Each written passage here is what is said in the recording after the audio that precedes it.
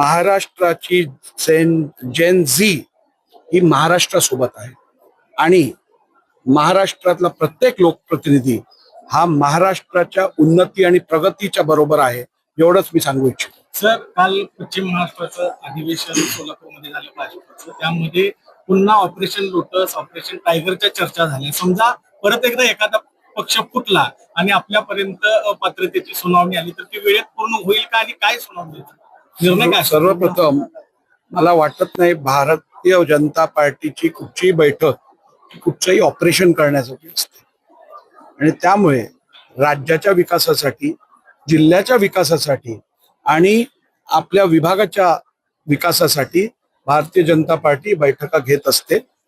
राहिलं प्रश्न पक्षफुटीचा, मला वाटतं प्रत्येक पक्षाने जर का जबाबदारीरित्या आपल्या जे लोकप्रतिनिधी असतील आपल्या पक्षातले त्यांची बाजू ऐकून घेतली आणि त्यांना इंटर पार्टी डेमोक्रेसीचा वापर करायची संधी दिली तर अशी परिस्थिती येणारच नाही, उद्भवतच होणार नाही. तर ती युवा पिढी ही अत्यंत संवेदनशील आणि जबाबदार युवा पिढी आहे.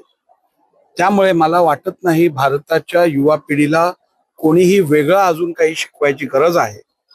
परंतु जी लोक काही युवकांना कुठच्याही प्रकारे अयोग्यरित्या प्रभावित करून त्यांच्याकडनं असंविधानिक कृत्य करून घ्यायचा प्रयत्न करत असतील त्यांना थांबवण्याची गरज आहे.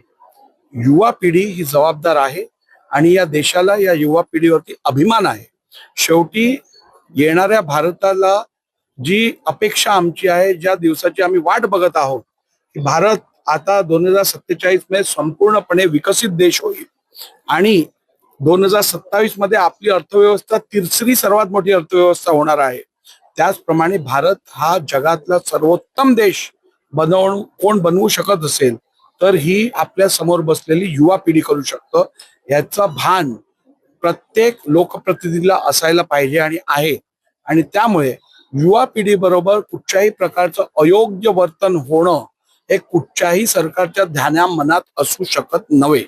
त्यामुळे जी लोक काहीतरी बोलून चिथवायचे प्रयत्न करत असतील त्यांनी कृपया आपलं राजकारण बाजूला ठेवून या युवा पिढीला योग्य मार्गदर्शन करून त्यांच्याकडनं जो भारत आपल्याला घडवायचा आहे तो भारत घडवण्यासाठी योग्य मदत करावी.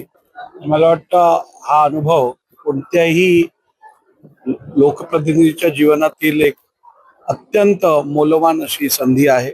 एवढ्या मोठ्या संख्येत आमच्या देशाच्या पुढच्या पिढीबरोबर संवाद साधणं, त्यांचे विचार ऐकून घेणं, आपले विचार त्यांच्यापर्यंत पोहोचवणं हे मला वाटतं ही काळाची गरज आहे. आणि मी आमचे आमदार समाधान अवताडे जी आहेत, त्याचप्रमाणे रुंगे सर आहेत, यांनी मला ही संधी दिली त्याबद्दल मनापासून त्यांचे आभार मानतो. आणि शेवटी ही देशाची नवीन पिढी आहे, यांना योग्यरित्या जे लोकप्रतिनिधी आहेत त्यांचे विचार त्यांच्यापर्यंत पोहोचवणं गरजेचं आहे. त्यांच्या ज्या आशा अपेक्षा आहेत विद्यार्थ्यांच्या, त्या योग्यरित्या आमच्यापर्यंत पोहोचणं गरजेचं आहे. कारण उद्या विधानसभेत बसून त्यांच्या हिताचे कायदे असतील किंवा त्यांच्या हिताचे त्यांच्या अपेक्षा ज्या असतील त्या पूर्ण करण्यासाठी अशा संवादातून खूप मोठा फायदा होतो असं मला वाटतं. संविधानिक पद्धतीची जी काही जबाबदारी आहे, आधुनिक तंत्रज्ञान येण्यासाठी महाराष्ट्रात पाश्चात्य कंट्री जातात, जी काही मदत करणार जातात, त्यात वाढ करण्यात येईल. त्या नियमात त्या शिथिलता ही प्रमुख मागणी महाराष्ट्राच्या युवा पिढीची आपल्याकडे. निश्चितपणे युवा पिढीला ज्या वेळेला आम्ही तंत्रज्ञानाबद्दल आवड वाढवण्याचं अपील करतो त्यावेळेला साहजिक आहे सरकारकडनं पण या संदर्भात त्यांना योग्य सोयी सुविधा प्राप्त करून देणं हे क्रमप्राप्त आहे. येणाऱ्या आताही महाराष्ट्र शासनाकडून परदेशात जाणारे जे विद्यार्थी आहेत किंवा तंत्रज्ञानात अधिक रिसर्च करणारे जे विद्यार्थी आहेत त्यांच्यासाठी सवलती व स्कीम्स आहेत. परंतु ते तळागाळात पोहोचवण्यासाठी जे काय करायला लागेल ते निश्चितपणे मला खात्री आहे शासन करेल.